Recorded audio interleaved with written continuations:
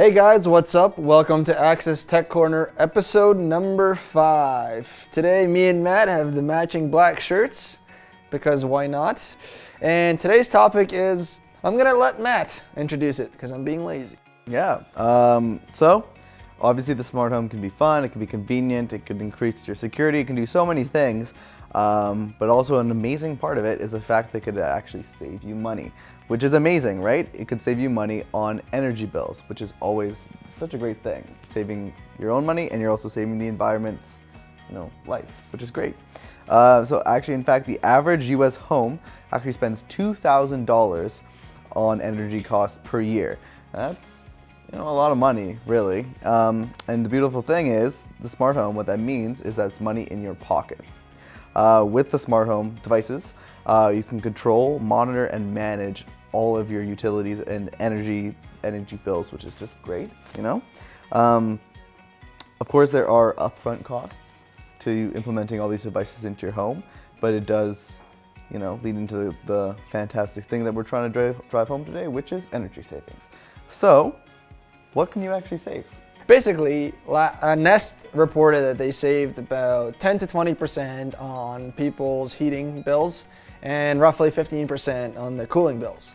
Now, Ecobee came out with a study and said in 2013 alone, so about 3 years back, their devices, not just Ecobee's, but all these devices regarding the thermostat, were saving around 23%, both cooling and heating. So now I want to mention that when they say that, that's probably the top line, right? Even though they're saying it's a 23% average, because I don't know how many parties you're throwing, I don't know how much energy you're using, I don't know how busy your lifestyle is, how big your house is. It's always going to range between that 10 to 23%, right? So at the very least, it's 10%, okay? Use that as the baseline, and then if you can go up further, even better. On top of that, there's a lot of government programs in a lot of different regions now that actually give you tax breaks if you implement the smart thermostats, because they have an initiative to save the environment just as much as individual people do, and that's kind of their way of doing it. So that's super cool. I would look into that, look around in your region, wherever you live, and see if that's a possibility for you to get. The other thing I wanted to touch on was lights. So not only smart lights, but dimmers, they have been known to decrease the cost of your energy by about 4 to 9%. Again, keep in mind, I don't know your lifestyle, right? You might not be using them properly, you might not care, you might use it out of the box, you might be throw a lot of parties, like I said, which is actually a good thing, so don't worry about it if you do. But flicking those dimmers off and on. Flicking dimmers on and off. You got energy in your house, right? And so basically, if you use the 4% as the bottom line, you go up to 9%. Again, it's how much you optimize as well. And the last thing is occupancy sensors, right? So this is actually a really big one, because occupancy sensors, what they do is whenever you walk into the home, they turn the lights on for you. And more into a micro level, if you walk into different rooms, they turn the lights on and off for you. So it kind of automates the savings for you. Well, it automates the savings, and it's a huge part, because you can save up to 50% of that energy bill by doing that with the dimmers and the lights, the smart lights at the same time, right? So again, don't assume out of the box you get 50%. It's going to be lower than that until you optimize and actually put time and effort into it, just like with everything that's worth having. And then the last one is motorized shades, because motorized shades can help you cooling down the house by 20% in savings, the lighting by 33% they can save you, and overall energy across the board with all those things is at about 10%, right? Because if there's a lot of sun, it can block the sun. If there's not enough sun, maybe in the winter months, if you live somewhere in the winter, you can let in more sun to heat up the living area or workspace, etc. Right. So clearly there's many different ways that you could use smart home products to reduce your energy usage, which is fantastic. But where do you start, right? So we would recommend using something like a power meter. So the idea is you use this power meter to identify all the appliances, the lighting, etc. in your house, and you can use it to locate and find out which products, which appliances are really using the most energy in your house. Does it make sense, right? If, say, your stove is using a lot of your energy, get that, figure out ways to block out your block out the energy that it's using. Right. So there are power meters that you could use. Also, if you already have some smart home appliances and products in place, that's already built into these things. So you could be taking advantage of that to be monitoring and managing your power a lot better. So that's definitely a great first way to start. Once you know those, you can start actually cutting down. Absolutely. So the ways you can save, number one, half of your heating and cooling can be done by a smart thermostat. Okay, so very easy. We're not getting into product selection right now. Actually, next episode is going to be all about product recommendations that me and Matt have. So make sure you're staying in tune with us and subscribe below to make sure you don't miss that episode. But essentially any one of those, there's two main ones on the market right now, will do that for you. 25% of utility is lighting. So if you get, like I said before, a dimmer and the smart lights, and you optimize that, you can save up to 25%. Yeah, shades can help a little bit with that too. Yep. Water, if you want to, there's automatic irrigation systems now that are smart that can tell you and optimize how much water you're using and tell you how much you're using so you can lower it if you need to.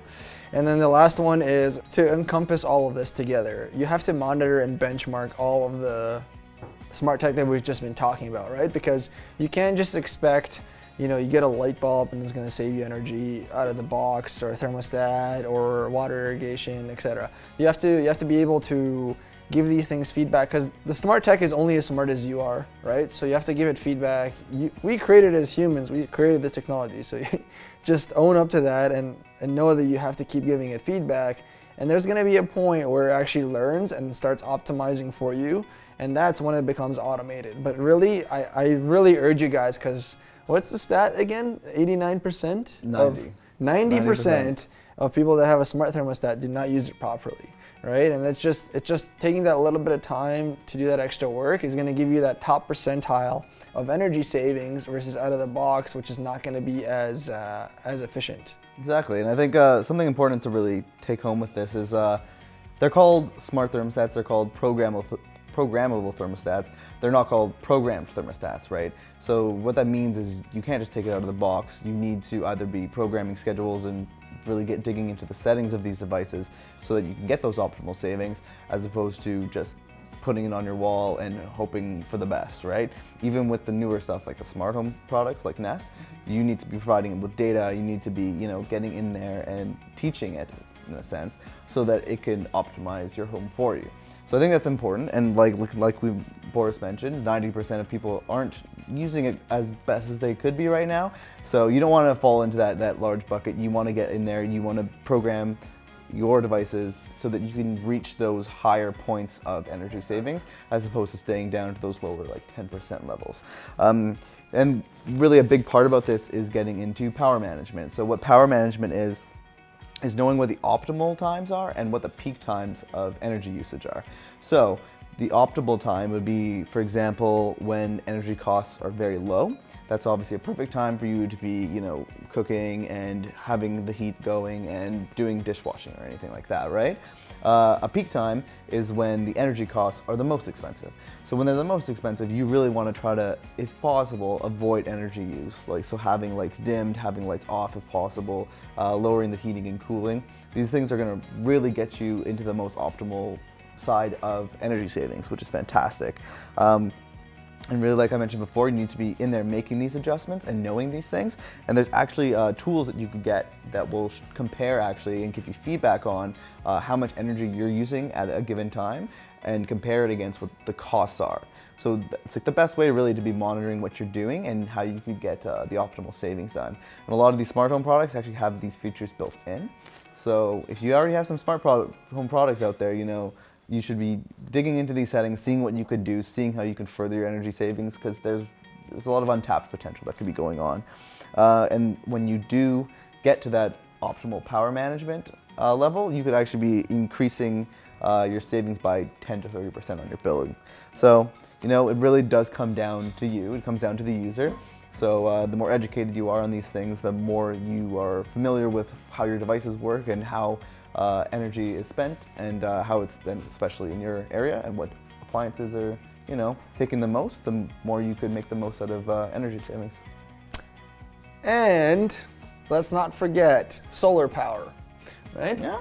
So solar power, here's our take on it. Just go all in, okay? Elon Musk has done it. You can do it too. Basically, here's how we see solar energy. It maintains itself. You save on money. It is zero emissions and is eco-friendly.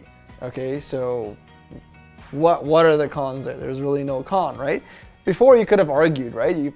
Before you could have argued, it's not as good as traditional energy sources, and it's also really expensive. Well, now that solar tech has caught up, where it's very, very energy efficient and also at a lower price, and that's only going to keep being more of a case of that as we keep going into the future and as its technology progresses. Now, it's in everyone's best interest, not just yours, for the reasons I mentioned, to get onto solar tech, because it's an infinite renewable energy that we're going to need to sustain our environment and our growing populations. So it's just an added benefit of not only convenience, power savings, energy savings, but it's the future, and you might as well be there right now because it's become extremely affordable now. Yeah. So actually, yeah, you mentioned Elon Musk, and like the things he's been doing with Tesla is very impressive. Like the solar panel roof that actually looks fantastic and saves you a bunch of money on solar. Like it is looking to become more and more of a realistic thing, as maybe before it, like, you know, Right. it seemed like I don't know, maybe not like a joke, but like a little bit less of like something you can't really take seriously. And sometimes for some of you, you may not be able to cut down on your energy, because maybe you need the lights on, or however you live your life, that's fine. But if you could instead be drawing on renewable energy, bam, energy savings right there. So I think that's pretty powerful. Absolutely. All right, guys, that wraps up episode number 5. Make sure to subscribe down below, because next week we have a very special episode where me and Matt are going to feature all the products that we recommend for the categories we've talked about in the last 5 episodes. So do not miss out on that. Also, click on the Facebook link below, like our Facebook page. We have micro content coming throughout the whole week that's gonna give you all the updates and news and keep you in touch before our next big episode. All right, thanks a lot and see you next week.